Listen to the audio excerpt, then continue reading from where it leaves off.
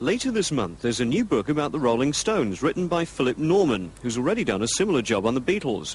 I went along to the heart of the publishing world in London's Bloomsbury and asked Pete Townshend, now an editor at Faber & Faber, if this is the best Stones book to date. Well, I've read them all, and yeah, I do think that.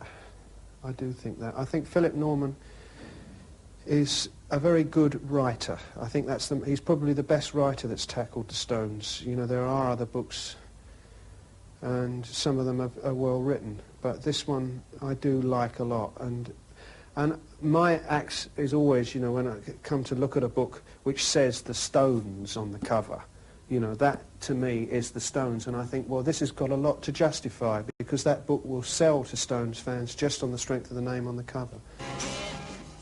I remember seeing the Stones when I was still at art college. It must have been 62, 63, something like that.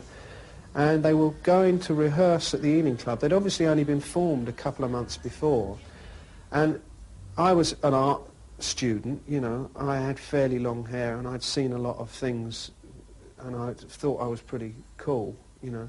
And I saw these, what looked to me like absolute animals in a bunch going to go on a train at Ealing Broadway Station.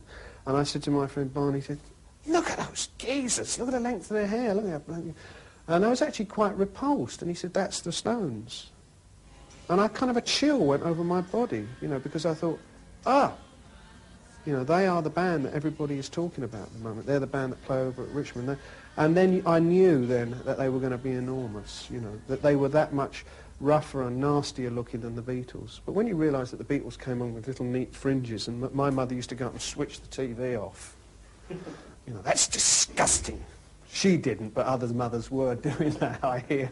You know. What did you think of the Stones when you first saw them?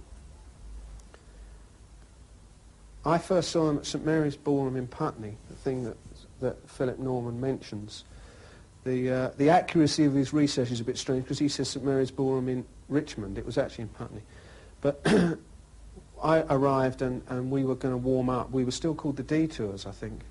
And Keith Moon wasn't in the band. We were just a small group that used to copy Beatles hits and stuff like that. And Jagger came out, and he was just gross looking, and he was doing the twist, and there were two girls looking at him doing this incredible exaggerated version of the twist.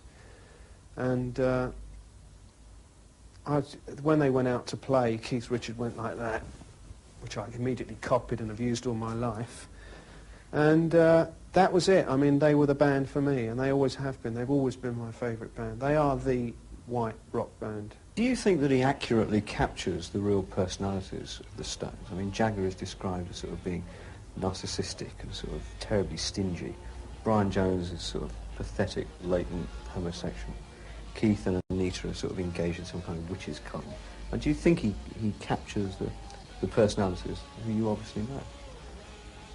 Is it possible to capture personalities? You see, the thing is, do the Stones themselves even want to be captured? Is it not true that Mick Jagger has 5 or 6 different faces? Because somewhere in there is the real Mick Jagger that he doesn't want anybody to know about. This is the thing, as a friend of his, I've been presented with 2 or 3 options to deal with, to respond to. Mick had a party for Eric Idle of the Monty Python crowd in New York, and there was some music on, and Mick came up to us. We were standing drinking, both being very English, because Eric's very laid back and with a glass and, you know, watching all the model girls. And Jagger came up kind of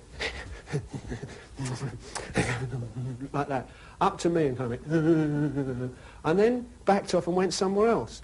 And Eric and I looked at one another and said, you know, interesting, because people don't do that to one another. And you know what I mean? It's like, I thought, well, you know, what was that for, and what was it meant to represent?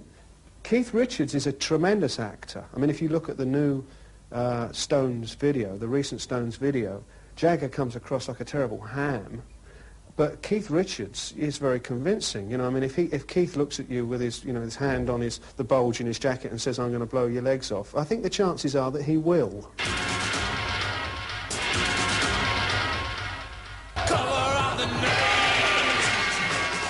One of the things I think that redeems Philip Norman's book is that I didn't find it boring. There are bits of it that are boring because I know the stuff, but I'm always looking for new information and new angles. And as an editor, I'm looking for a new angle on what's gone down in the past, as always, as I'm sure you are in your work. But the myth that hangs on the name The Stones is an empty myth in 1980, I think. And so I don't look for details about what the Stones are up to now. Mick Jagger was offered £1 million, or given £1 million to write his autobiography. I wouldn't have offered him 25,000.